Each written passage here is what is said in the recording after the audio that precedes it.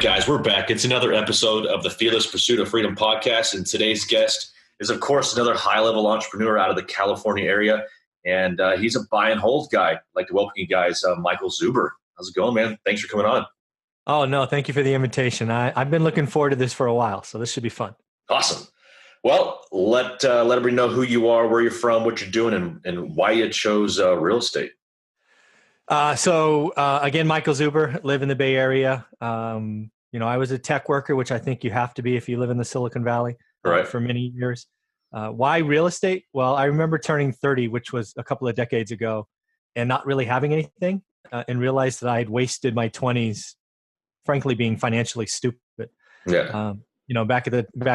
Then it was day trading stocks was the cryptocurrency of the thing. So, I thought I was a genius, and then lost it all, and realized that the IRS only lets you write off $3,000 in losses a year when you have a big loss, which is unfortunate. And then I just remember going to a bookstore going, I need something, right? Because I had this, I didn't grow up, I guess I grew up lower middle class, and money was a stressor in my family. And when we had it, life was good. And when we didn't, life sucked. Yeah. And life sucked a lot. Right. So I didn't want that for mine. And I've been working multiple jobs my whole life, and then ultimately got to 30 and didn't have anything. And that really bugged me. So I didn't know any better. I just said, all these quotes about more millionaires are created with real estate. I bought it hook, line, and sinker. And so I was going to be a landlord. And I went out and bought that first house back in 2003. So that's why real estate. I didn't have any real grand plans or anything, but I did that for 15 years, and lo and behold, actually exited the workforce last year at 45. So I essentially bought 20 years of freedom, because now I can do what I want. Yeah. But it was all because of rental properties, right? You buy one at a time, and then you do strategic things when the market tells you to, and pretty soon you have enough rentals where you can live a modest life, right? I'm not going to be flashy. I'm not going to drive a stupid Ferrari or something, but my bills are paid, and I can choose to do what I want. And right now that is share this story of one rental at a time, and hopefully inspire others to jump in. Yeah, no, that sounds like a perfect plan. You cut out one of my questions, because one of my questions at the end is exotic cars. And you said stupid Ferrari, so I guess I won't ask you that one. Well, I do. Well, if you want to ask cars, it's funny. One of the things that's important in our story is we sacrificed forever, right? You don't grow a rental portfolio that you can retire on by being silly. Yeah. But when we got there, we did a couple of nice things. First, my wife had never upgraded our kitchen. Yeah. So you're financially free. So she got her her chef's kitchen, if you will, which she was really proud of. And I'd wanted this particular car since I was 14 or 15, selling car stereos, which was a Mercedes 500 SL. Yeah. They don't make those anymore. So I bought a 550 SL, twin turbo V8, two door. That is my one toy that I bought when I was 3. So there's my exotic car. No, I love the Mercedes. Yeah. Okay, so let me try to break this down. So before the interview, you said you are investing 2.5 hours away, roughly. And I think that's pretty important, because a lot of people are thinking, well, my first few rentals, or all of them, have to be in my local market so I can manage them and so forth. And then another one I want to touch on is you're in California. You're investing in California. So I'd like to talk about your price brackets, how you're financing them, and then how you're managing 2.5 hours away. So let's just start off maybe by talking about the first one, and why you chose it, and if you've stayed near that same model. Yep. And go from there. Yeah. Okay, cool. So I already mentioned that I went to the bookstore and bought all these books, and you're right. All the books said invest 30 minutes from your front door, right? Yep.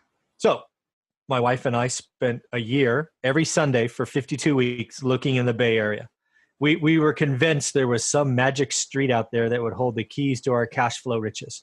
Correct. That's what the book said, right? And you got to keep in mind, this is 2003. This isn't even 2019, where the prices are like double. But nothing made sense. So I remember sitting down after 52 weeks of frankly wasting our time, sitting around our kitchen table going, honey, what are we going to do, right? We can't find anything. Are we going to over leverage? Or, it was pretty dark. And Olivia, clearly the smarter one of the two of us, looks at me and goes, well, we're going to do this, and if we can't find it in our market, where can we go? So that was I don't know why that was eye opening, but I was so stuck on all the books saying 30 minutes from your front door. She's like, idiot, look elsewhere. And I said, okay, honey. Right. So then the question for us was, are we comfortable getting on an airplane, or did we want to be able to drive to them? And we, at least at the time, we had just been burned in the stock market. We had lots of scars we felt like we were taken advantage of, which was all our fault. So the answer for us is we had to be able to drive to them. For whatever reason, we felt we had to be able to go see them at a drop of a hat. Yeah. So we pulled out the California map and we started drawing circles, right? 30 minutes from home, 60 minutes from home, 90 minutes. And then the first market that made any kind of sense was Fresno, California, which is 2.5 hours away one way. So it's a 5-hour day before you look at a piece of property. Yeah. And, that's where we started. And then we started with, I think the first house we bought was $107,000, rented for $10.95. So the other rule that was popular back then was the 1% rule. So that's all I knew. I didn't know any different. I don't follow the 1% rule today.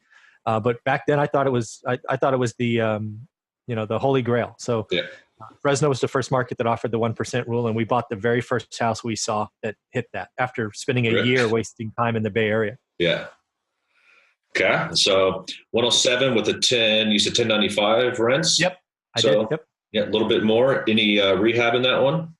No, I was like, I don't know. Yes. So it was like $5 to $7,000, some light cleaning. Paint carpet. Yeah. Paint carpet. Yeah. Yeah. A little lipstick on a pig. And are you kind of sticking to that model now, or are you grabbing things that make sense with the renovations? Yeah, now that's what I did. We did that first year, or the first 5 or 6 years with the 1% rule. Yeah. Now what I do is I look at yield or cash on cash, basically how much cash do I have to take out of my account and how much expected positive cash flow do I expect. And if that's not over 8%, I don't play. Yeah. So a little more sophisticated. That allows me to compare anything, right? People always ask, how can you compare a condo with a 20-unit apartment building? Well, I put it in the spreadsheet and it tells me which has a better yield. Right. So and that way it allows me to look at junk, right? So I can look at something that's, very low priced, but it has, $40K in repairs against a turnkey property, right? It's kind of the great equalizer when you just break it down to cash, right? How hard are my little soldiers working? So that's what I look at today. I call it yield. Yeah. People call it lots of things, I guess. Yeah. At the end of the day, that's what real estate's for. What's their yield? What's their cash on cash? And it doesn't matter if it's a little 800 square foot or a 3,000 square foot or an apartment complex. At the end of the day, it's all about the yield and return of the cash. So yeah, it makes a lot of sense, because the 1%, it sounds fancy and it's nice and it's easy to remember. But at the end, like you said, condo, if you get a condo with $400 a month HOA, and it's gone. So yeah, it's the great equalizer. The 1% rule was cool. It got me started. I was, I'm glad I had it, because one of the big things that's important, and this goes for lots of the new investors out there. If you're stuck, I'm fairly certain it's because you don't know your buying criteria, right? Mm-hmm. You should set your buying criteria. It should be a little box, right? And then when something comes across that little window, you pull the trigger. Yeah. The people that hem and haw and look at a spreadsheet forever, they may talk like they have a buying criteria, but they don't, right? Yeah. Because when you talk to them, it's like, well, this one's at 8%, but earlier you said 8% was enough. Well, this one's 8%, but I'm like, well, come on, it's either you're in or out. So your buying criteria is pretty important. Right. Okay, so Fresno, 107,000. My mind blew up there for a second. I didn't think that was even possible in California, but how old are those houses? Do you have? Is that in your criteria now? No, I don't really look at that. I look at bed, because I'm a buy and hold guy. Yeah. What drives rents are bedrooms, bath, and parking. Okay. It's not really square footage. It's not really age of house. A little bit location, but not much. So I look at things that drive rent, which is bedrooms, bathrooms, and parking. Right? Is it on-street parking? Is it covered parking? Is it garage? Those things. And age of house doesn't really look at it, because I have a guy that goes in and goes, hey, this one's a rental rehab. It'll be between 8 and 15. Yeah. Versus a total junker, it's 40 to 50. We've done these enough times where we can get close enough. Yeah. We don't have to be exact, right? If it's within $1,000 at this point, I'm going to always estimate high, and we'll pull the trigger if it makes sense. Yeah. That's another good point, is estimating high. I have a lot of newer people come to me and said, but I'm pretty sure I can find enough contractors to get it down low enough. I'm like, let's not do Yeah. that. Let's not play that game. Yeah. If you beat up your spreadsheet so much that it bleeds and cries, Yeah. to make a number look good, find a Right. different deal. Yeah. It's not the right one. Yeah. Never force a deal. Never force a deal. That's right. Yeah. Okay. So 2.5 hours away. I assume after 15 years, the portfolio is fairly large. Are you managing yourself or you got property management in place? Yeah. One of the important things for us, because we were busy tech workers, I was working 68 hours a week, not even in the country lots of times. We've had a property manager since day one. Really? Even when we only had one house, right? Because I just couldn't do it from, Germany or China or Australia or wherever the heck I was for my job. Right. So we just had to build that in, right? It started at 10%. And then once you get enough units that you can beat them up, and, now I pay 6 or 7%. That's the portfolio we retired on. So we retired paying a property manager, 6, 7, 8%. Yeah.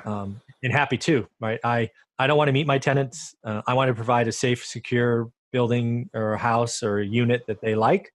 And, that's kind of the end of my commitment, right? It's the property manager does everything else. Yeah. No, it's great because it probably kept your sanity from the get go. A lot of people are like, they get a rental or two in, they're like, no, they want out. Yeah. I buy a lot from what I'll call frustrated landlords. Mm-hmm. And most of the ones that I buy from are self-managing. Yeah. And, I like my friends and family, but I like to select them. I don't know that I could be a very good property manager and deal with tenants, right? Because people are people, man. We all have problems. We all have drama. We all have those days. And I want less of that nonsense than more of it. So I'm happy to insert a property manager.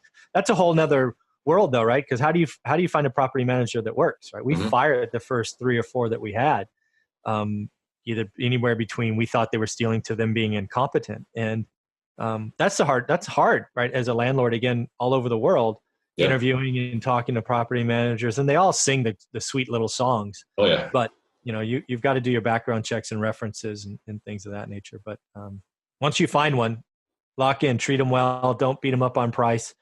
Just be thankful that they're there to take those calls on Thanksgiving when the stove doesn't work or whatever. Right. Yeah.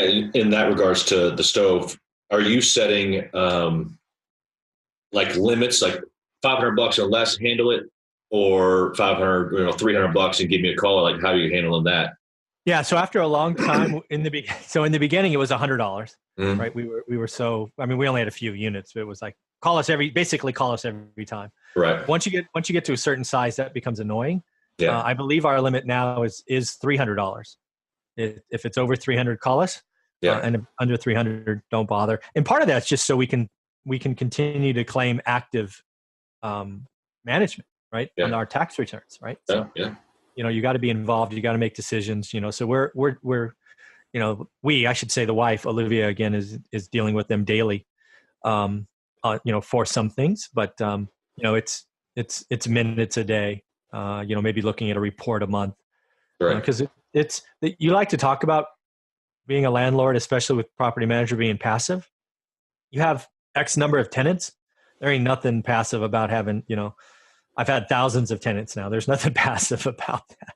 Yeah. No, a good buddy of mine says it well. There's nothing passive about being a landlord. You're always, doesn't matter, even if you have management that you don't ever want to call you, it's not going to be passive. There's always going to be some form of hands-on. Oh, yeah. For sure. Absolutely. And are you requiring your property manager to send you monthly reports on each unit or as a portfolio? Yes and yes. So we get one summary report, and then each property is broken down. And then we look at those monthly, which is just a habit for us now. Right. And then we make yearly decisions about either thinning the herd or upgrading something or any of that nature. Yeah. But one of the things that buy and hold people need to remember is you need to think decades in this game, especially if you work full time. Yeah. Don't think months and years. You really should think decades. So put on fixed rate debt, be conservative in your financing, because you don't want one real estate cycle to wash you out, right? I saw lots of people worth $10 million in 08 have nothing in 2010. Yeah. It's because they were over leveraged, and they had short-term loans with where their interest rates would jump and just nasty things. So Be conservative, and you can ride out any storm. Right. Okay. And then one question that everybody always has is financing, especially how do you grow a portfolio? A lot of people think about the 10 property limit where they have to go commercial. Yep. I assume you started out conventional and either stayed conventional or evolved in the private or commercial financing. How does that look for you? Yeah, so it's funny. One of the things you learn in this business, and I learned when I wrote this book, One Rental at a Time, was financing had the same kind of cycle that prices have, right? I naturally knew prices have cycles, right? Because we lived through one from 03 to 08, 08 mm-hmm. to 12 and back. But lending has its own cycle. So in the beginning, if you remember back in 03, it was the land of the easiest financing we'll ever see because most of it was fake. So I got every loan I needed, right? Why go elsewhere? Residential lending, it was Countrywide at the time or IndyMac. Basically, they'd send me a notary, I'd sign something, and the money would show up. So it was really easy. Then the market crashes. The only loans we can get are commercial, right? So apartment loans, because again, you're buying on the performance of the building, not the person. So we did a couple of commercial loans during the crash, but they were giving single family homes away. So we had to figure out something. So we went hard money first because again, we didn't know any different, right? We were just an average Joe, but we had somebody connect us with a hard money lender. That helped us get some. I think we did 10 or 12 that way, but that's expensive money, right? Mm-hmm. Points and fees and relatively short term, 5-year lockups, all of that. And then we realized in the depth of the crash that people were just saving money left and right. So we did do private money, and private money carried us a long way. I think we did 20 or 30 transactions with private money. And then coming out of this, what I've done, right, when the real estate cycle turned, I hadn't got a bank loan for 10 years because I'm somebody that's real estate rich and no bank wants to talk to me, right? It wasn't until very recently that I was able to refi out of some of those hard money loans. Mm-hmm. And now what I'm doing is we're laddering up the bigger residential stuff, so triplexes and fourplexes, right, to 60 or 70% LTV. And we're taking out the excess cash from the cash out refi and paying off single family homes. So we're strategically creating portfolios of free and clear stuff because you just never know. Then the plan will ultimately be to get an equity line across that, across those free and clear things whenever we'd like to. So, part of the game once you start getting a certain size is managing LTV, managing monthly payments, and controlling your equity exposure. So lots of fun stuff to talk about. Yeah.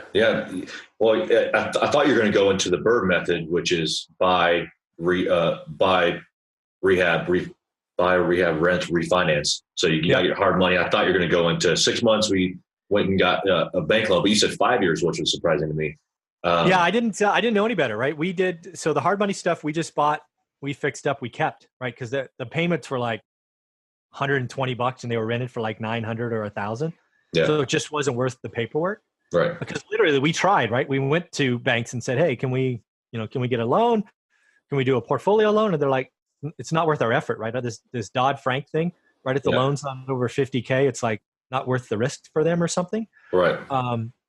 But we did do the Burr method with our private money stuff. So basically we would buy it cash, we would fix it up, and then we'd go extract the purchase price.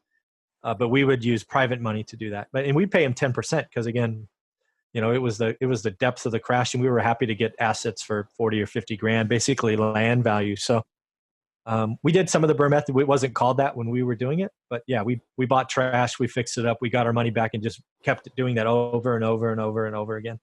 Yeah. And then you get to a point where you got enough equity in the portfolio. Like you said, you want to go get a line of credit, or you can go to a portfolio loan and pull the equity out, and then do what I call a snowball right back into the next one over and over again. No, that's great.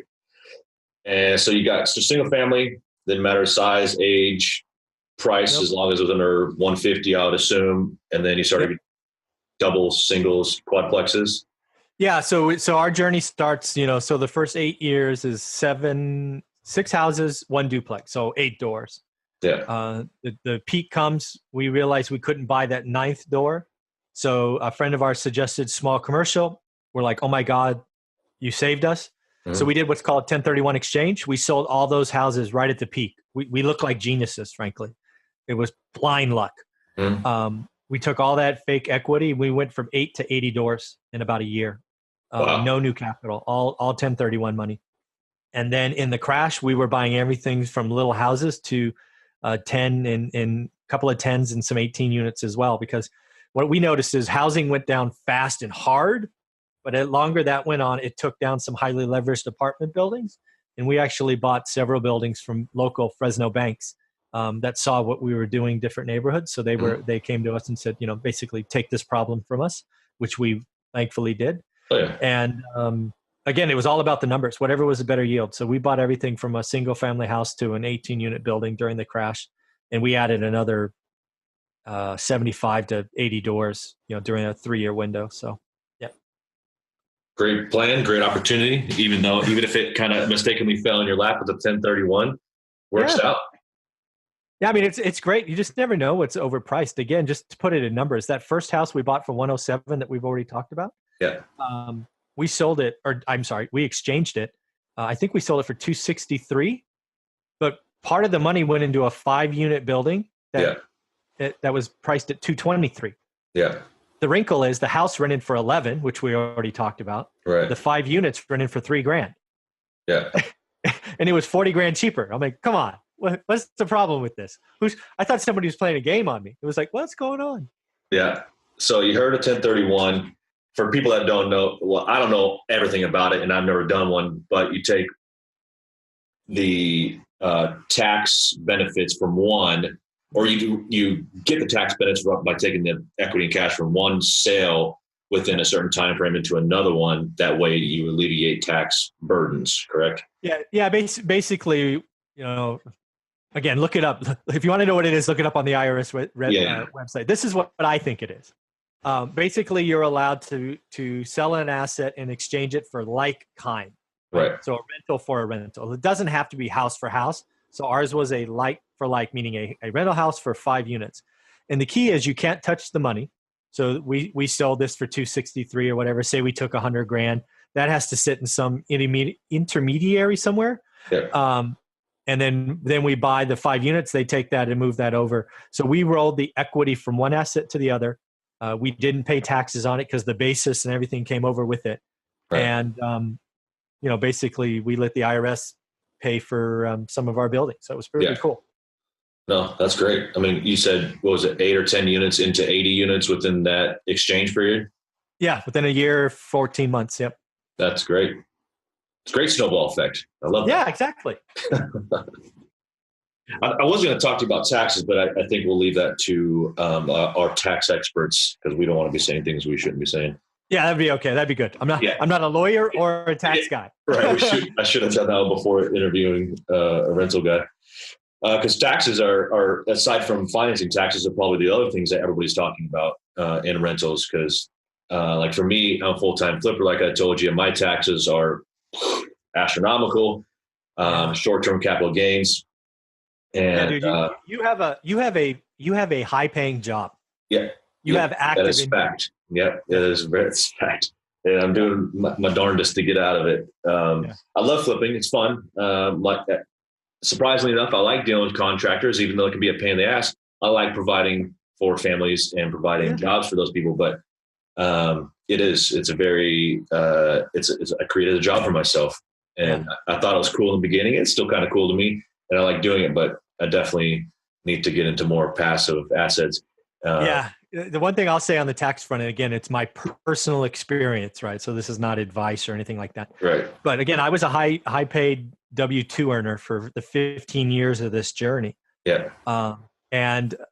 You talk about taking real estate losses and all that stuff, but there's a cap on that, right? If you made more than X, you're not allowed to take it. So this thing called carryover. Mm-hmm. So I never got any benefits because my W-2 income was above that, whatever that number was from the IRS.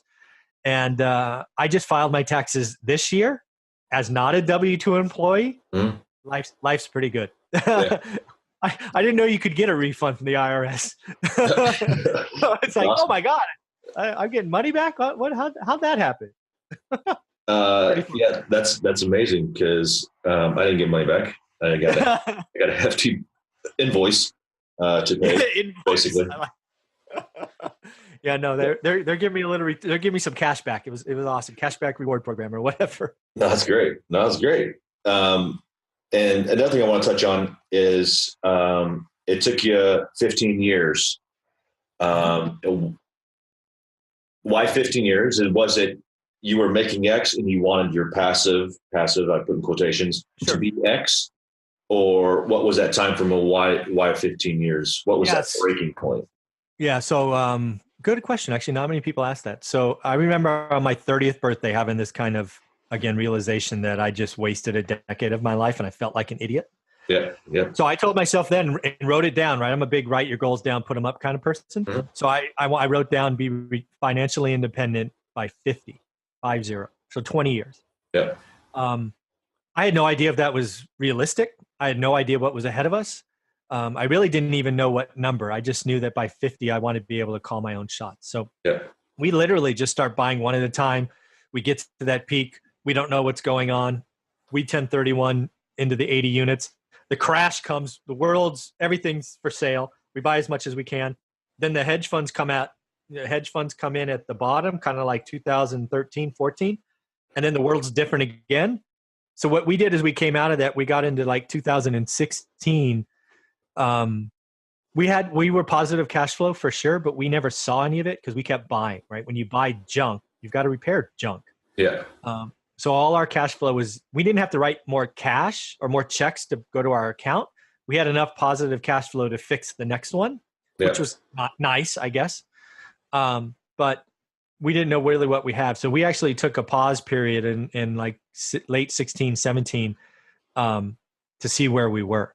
Right. And by this point, it should be clear, my wife's already retired. She's been out 5 years. She had a smaller income level.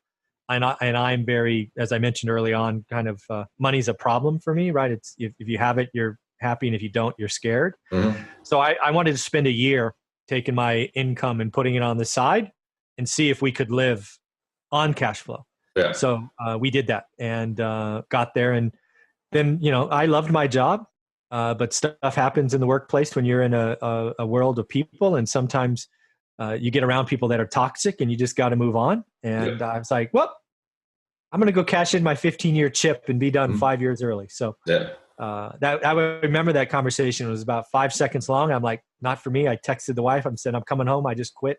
And that was it. It was kind of fun. No, that's awesome. I bet that felt great.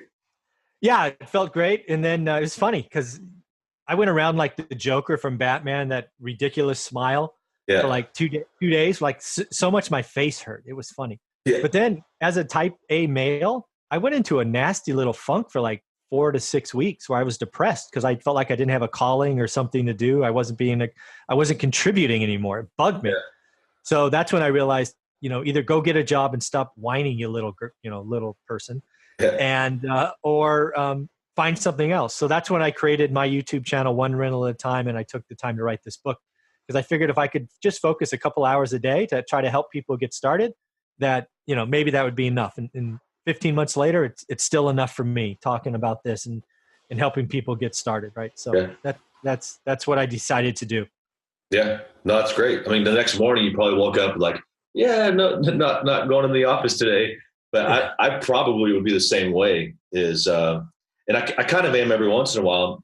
I haven't been employed in I think almost 8 years now, and there's those times that I get up. I'm like, man, I feel like I don't have anything to do today. Like, what am I doing right now? And so I probably would have gone that way. Especially, how long you were at that one? Over 15 or 20 years or something. Yeah, exactly. Yeah. That's it's a total world shifting 5-second conversation with your wife there. So that probably rocked everything. Yeah. I mean, she knew it was coming, right? We'd been having conversation. I told her it could go this way. Yeah. Cause you can sort of see the writing on the wall sometimes, but yeah, I mean, I'm like, we both thought that it, just like life, it would just roll over and it would be fine, but nope. So, now we bought 20 years, right? That's what I kind of think of, right?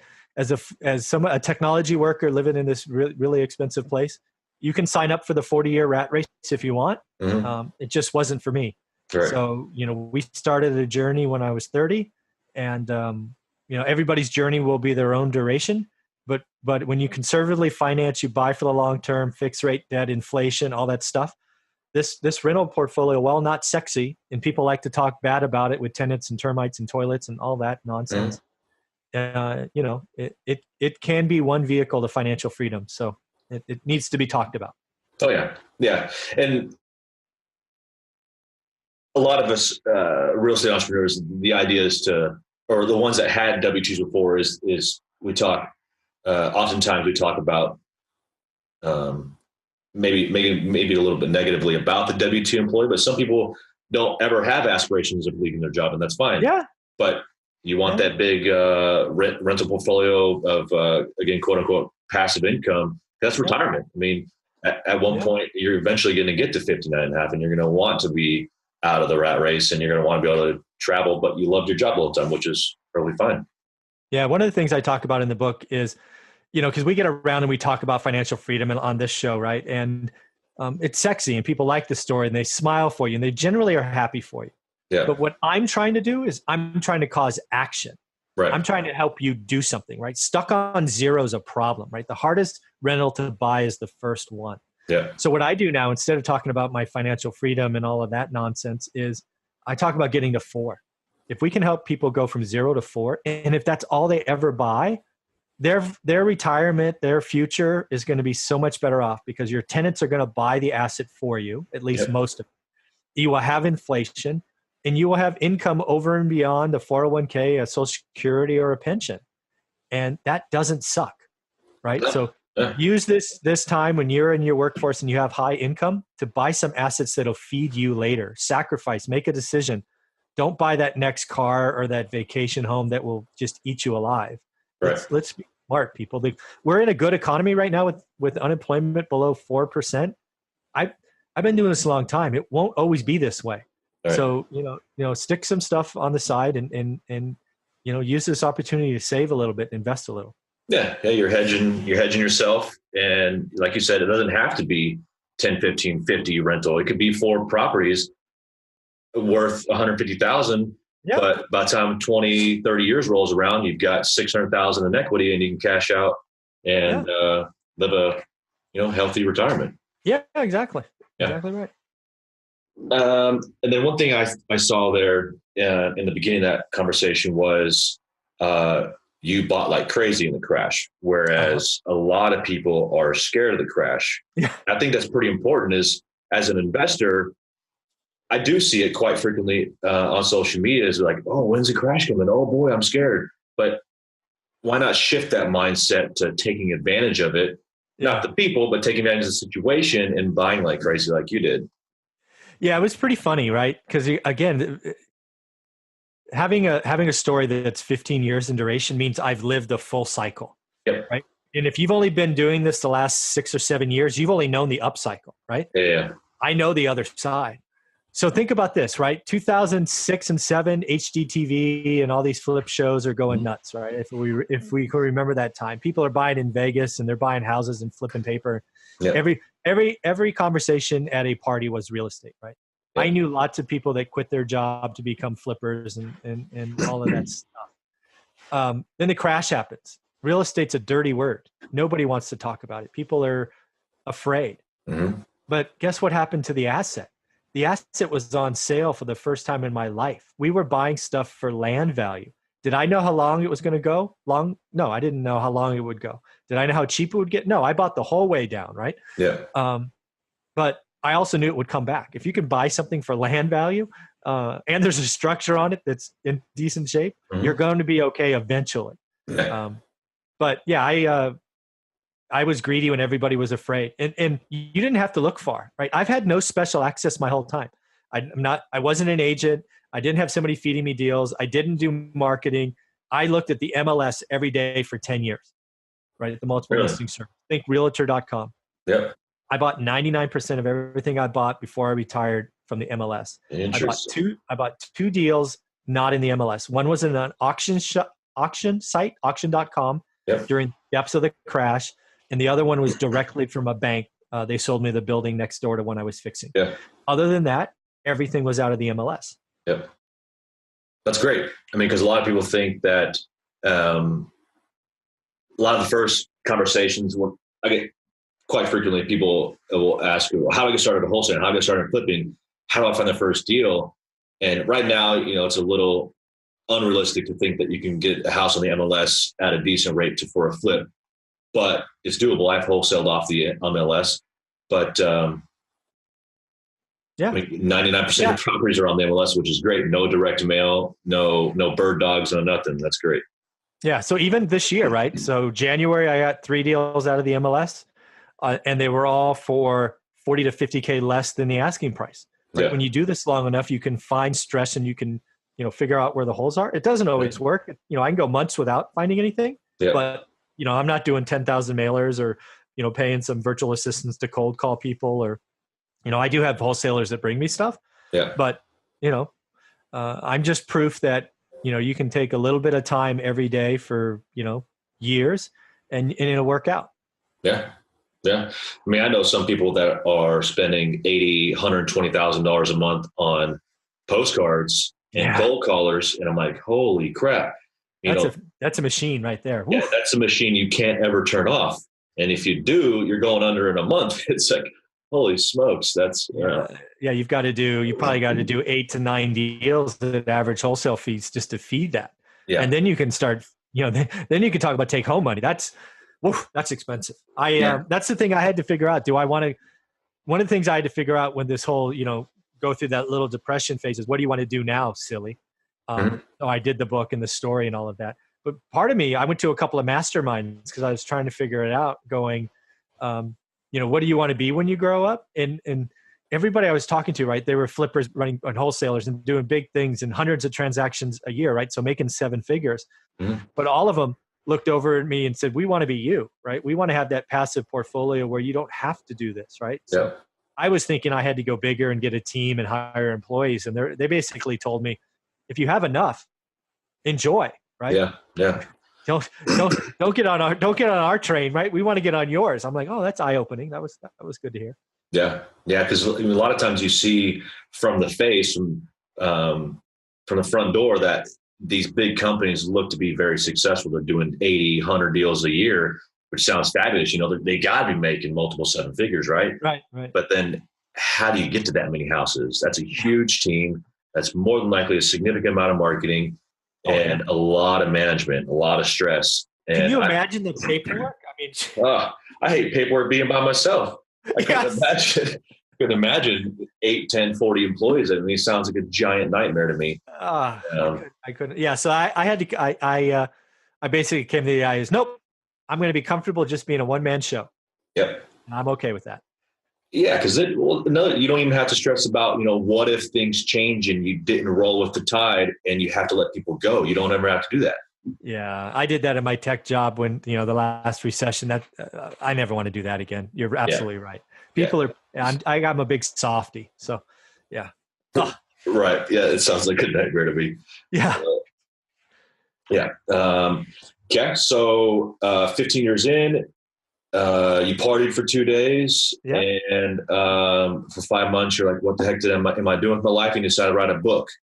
Yep. How long did it take you to write that book? And why'd you choose rental? I mean, rental, so that's obvious, but so let's do the why first. So the reason I wrote the book is, if we go back to when I'm 30 and I'm going through Borders, which was a bricks, Border and Bricks, whatever you call it, bookstore, right? So big thing.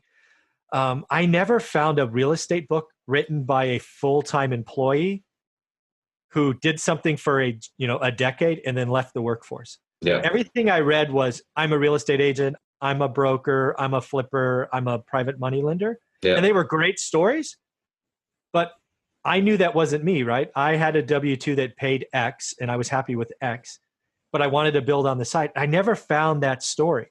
Right. So I knew that if this worked out, that one day I would write that story.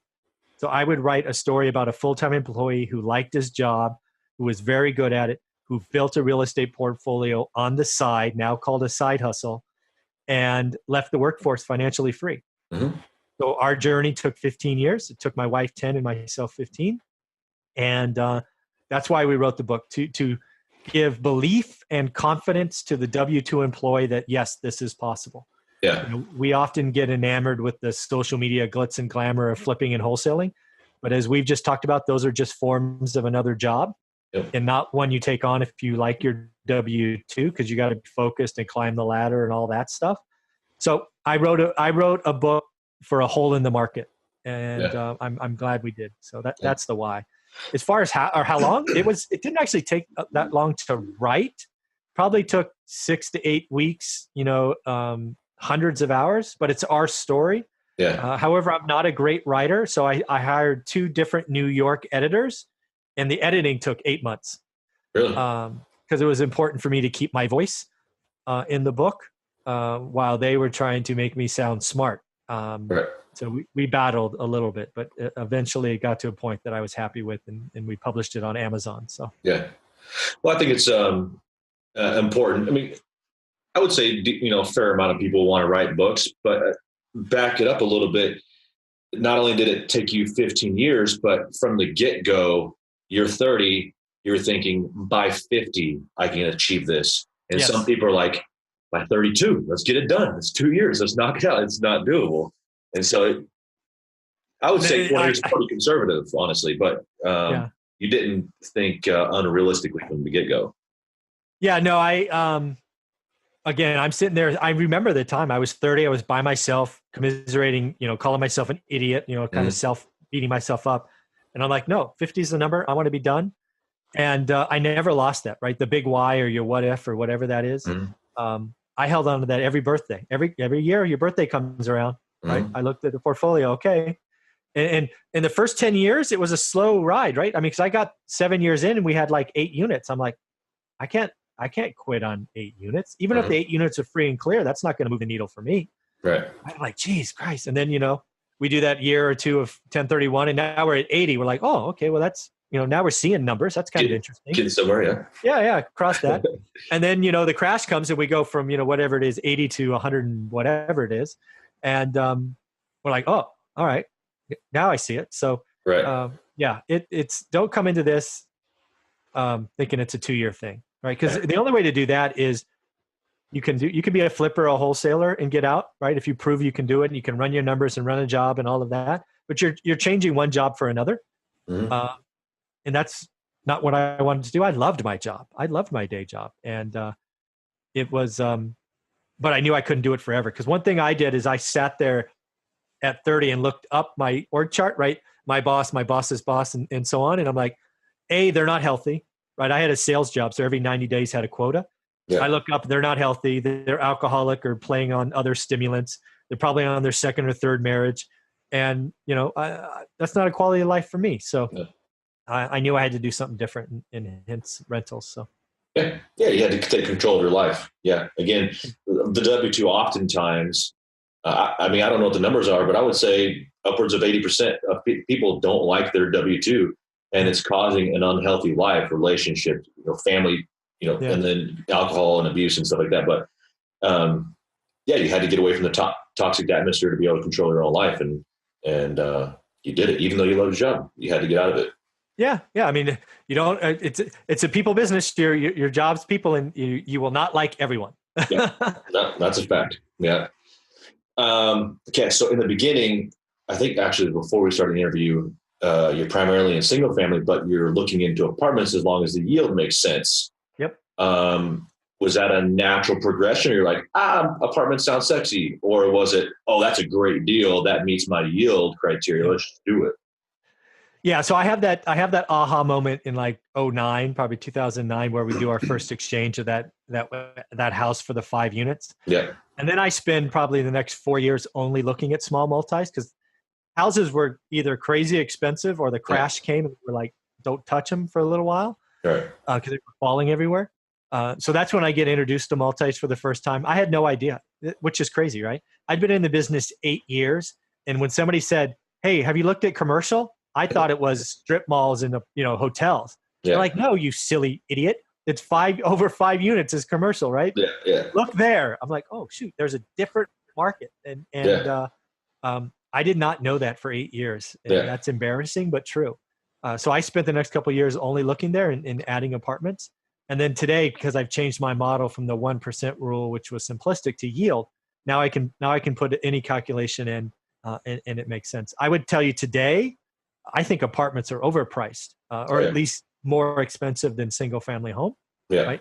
I think it's the Grant Cardone, the syndication model, all of that kind of fanning the flames of price.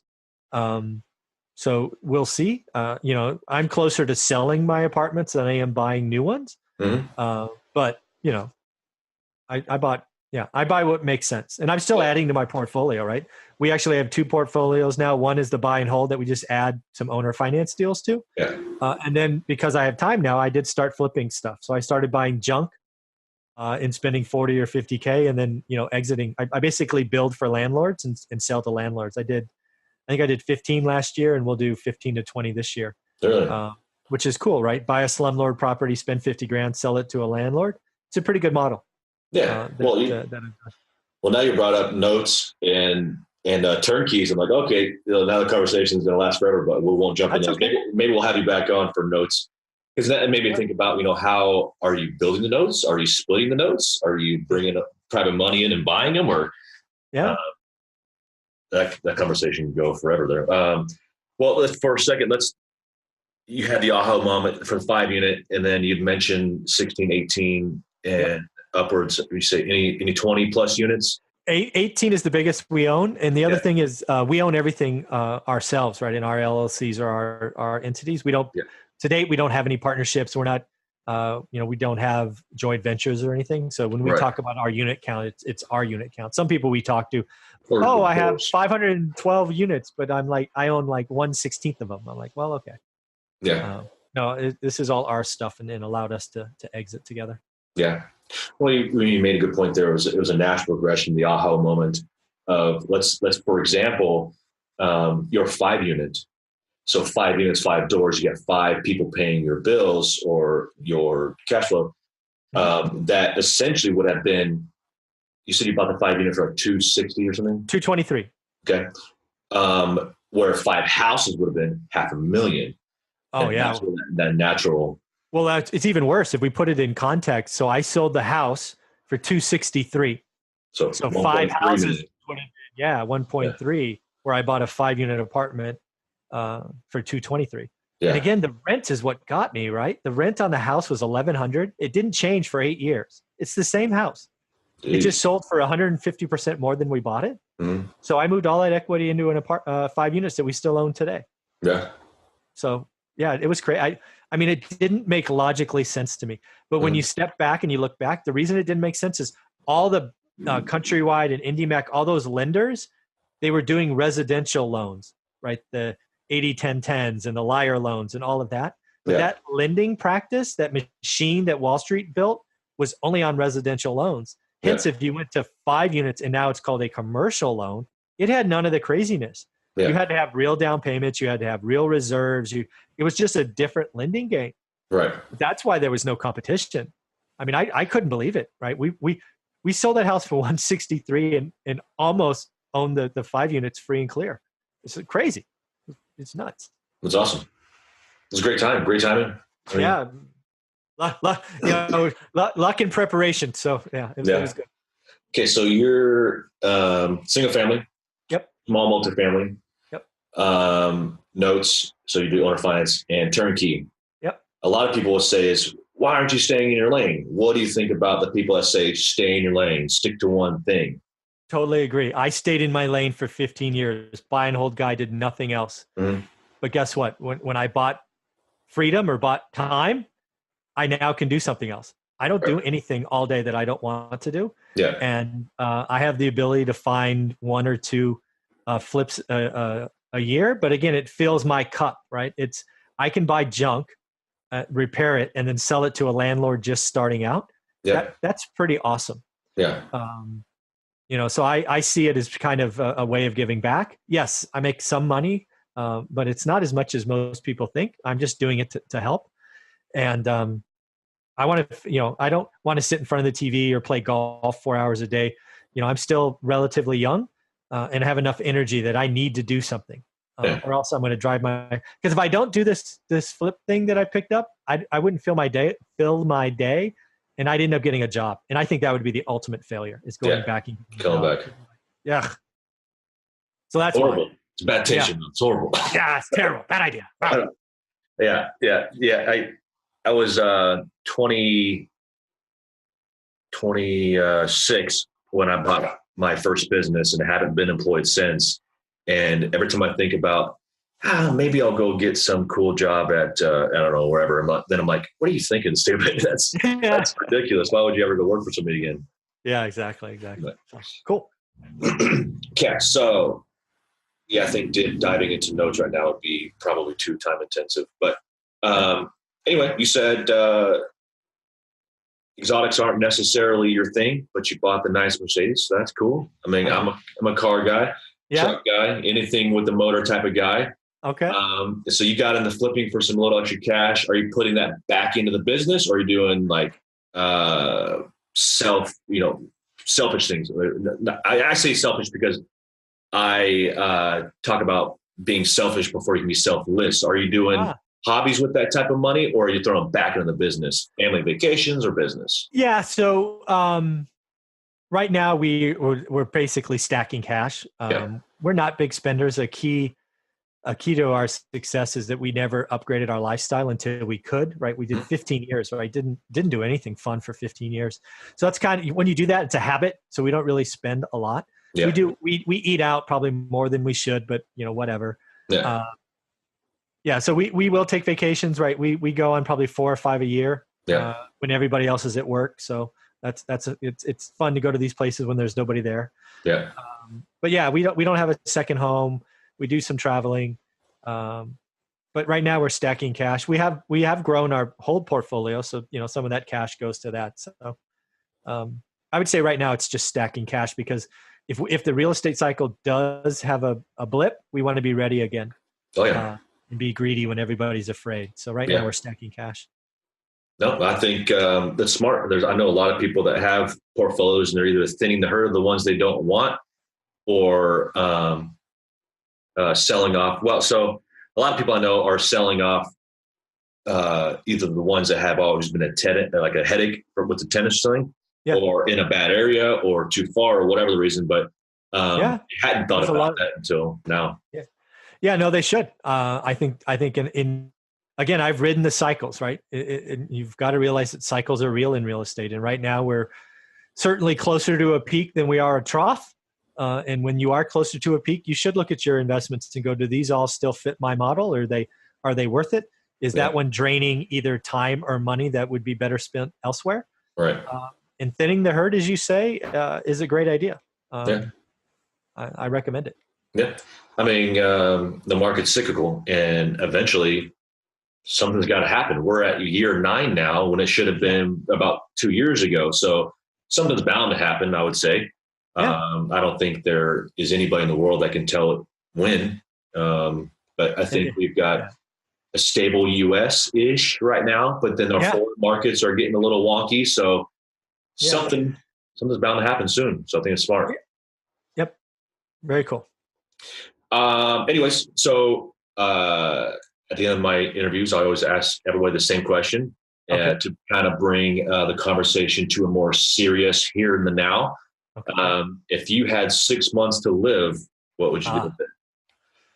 Oh my goodness. If I had 6 months to live, I probably would list a lot of my real estate to sell. That way, my portfolio is cleaner when I exit. So the wife and the kids have what they have, and they don't have that nonsense to deal with. Yeah.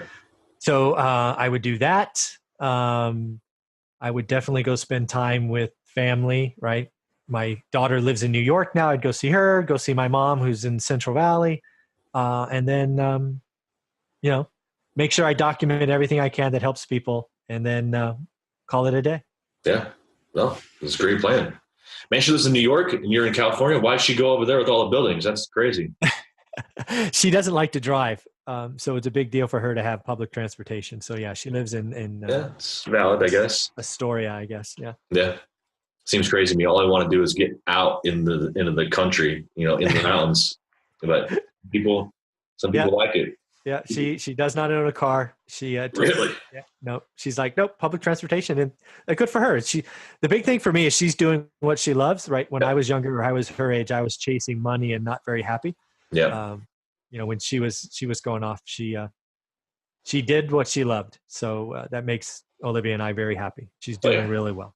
No, yeah, same thing. I'm got a similar story to you. As 30 rolled around, like, what did I just do with my 20s? Like, I just wasted, an eighth of my life. Like, what the heck is going on? So that's great that she's out doing exactly what she wants. A little strange she doesn't have a car because I'm a man and I love cars, but to each their own. There you go. Well, awesome, man. I appreciate you coming on. You have a YouTube channel. What is that name so we can let everything I do is one rental at a time.